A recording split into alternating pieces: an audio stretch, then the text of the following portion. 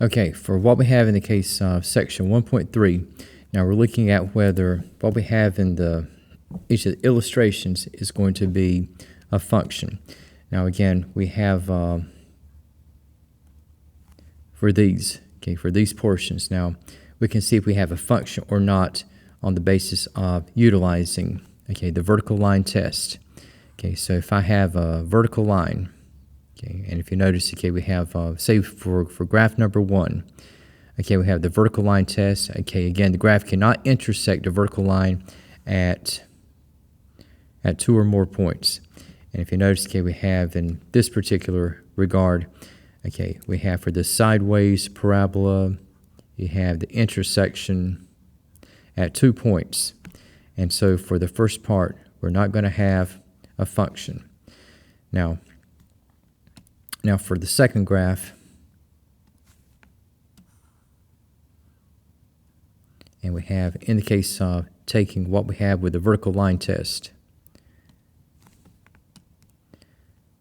and just testing out what we have here. So right now, we have at the same exit value, notice we have these 2 dots that are connected. And guess what? It's going to turn out that since we have at the same exit value have intersection at more than 1 point, graph number 2 is also not a function. Now, for what we have in the case of the third graph,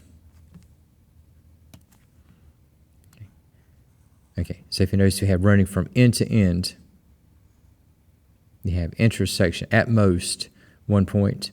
So we have for this end result, we have the condition of satisfying what we have for the vertical line test. That is met. So that is a function.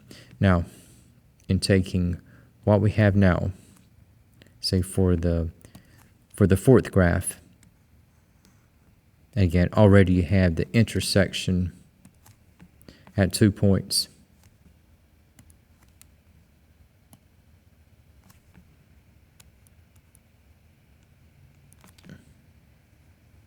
So this is not going to be a function.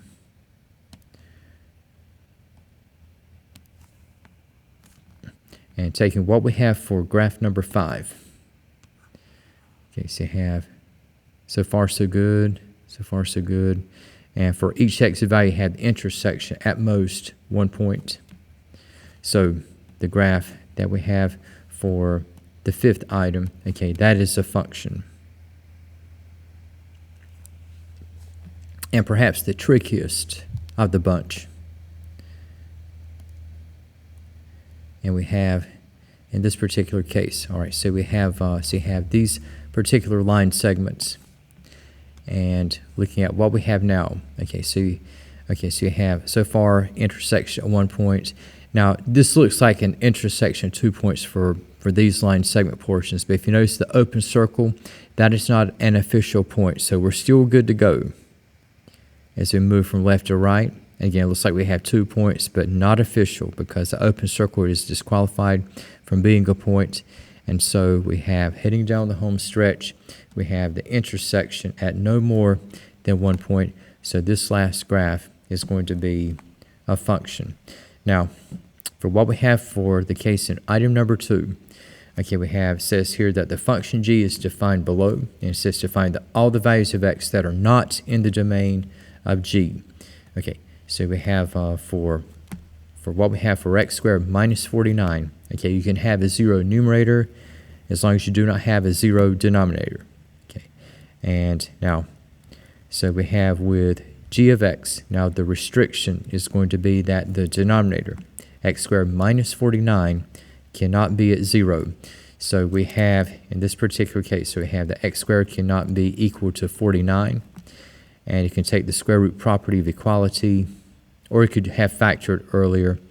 And in this case, we had the x cannot be negative or positive 7.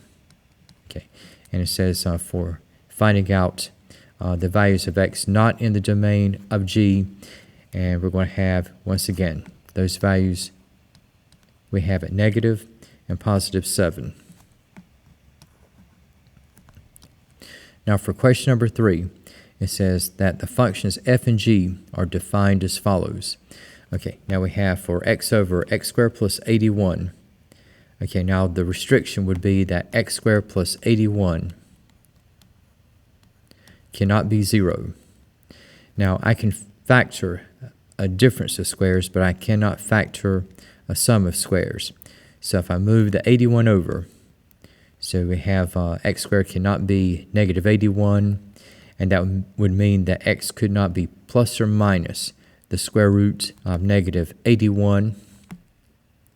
And for this particular case, we have the x cannot be plus or minus 9i. But if you notice, okay, the exclusions are complex numbers. So we have, in effect, there are no real exclusions.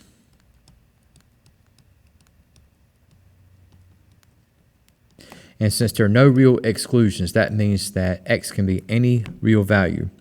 So that's going to mean that for the domain of f of x,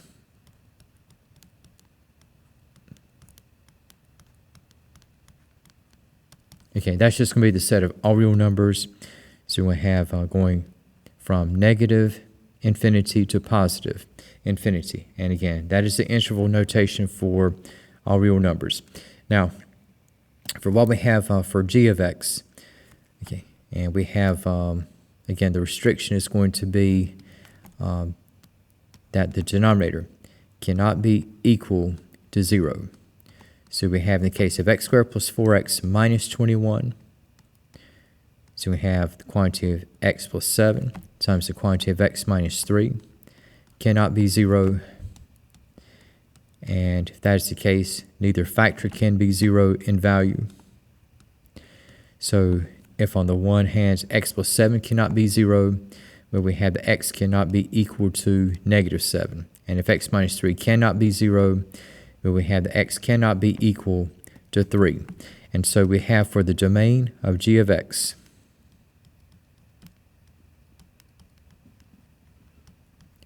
and expressing what we have in interval notation. Now between the exclusions, okay, negative 7 is the smaller. So we have at the lowest end, okay, we have those values of x that will be less than negative 7. And then we have next in line, you're going to have the set of all values of x such that negative 7 is less than x is less than 3. So again, we have parentheses. And then we have, for the rest of the values, we have those values of x such that x is greater than 3. So we have with these two exclusions, we have 3 subinterval sections that will define the domain of g of x.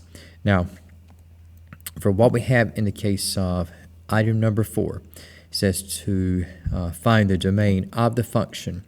And we have, in this particular case now, the restriction is that for v of x, okay, because they have a square root, okay, 6 plus x cannot be negative.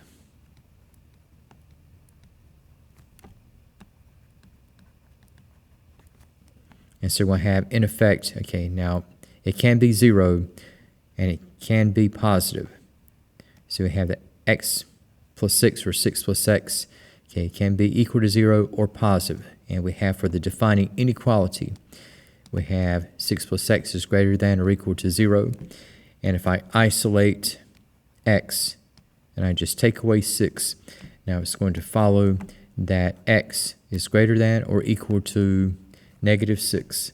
And so we have for v of x, we have for that domain, and displaying an interval notation. Okay, so we have negative 6, and since the inequality includes the equal sign, we have a bracket around negative 6, and then we have, as we proceed past this, we have going out to infinity what is left over for x. Now, for what we have in the case of u of x, we have equal to the square root of 8 minus x, and again we have, since we have a square root radical, we have, just like what was the case with 6 plus x, 8 minus x cannot be negative.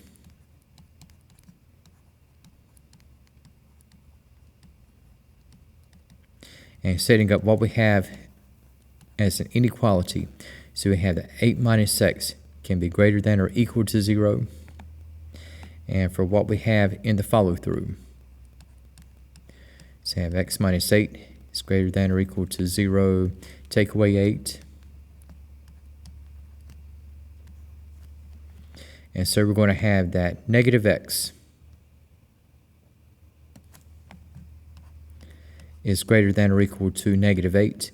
And again, if I multiply or divide by a negative, okay, what's going to happen here? If I multiply or divide by a negative, just change the signs. And what's going to happen in effect is that for what we have in the case of the inequality, that is going to change directions. So we have for u of x, again, we have for the domain, okay, you have going from negative infinity, approaching and including 8.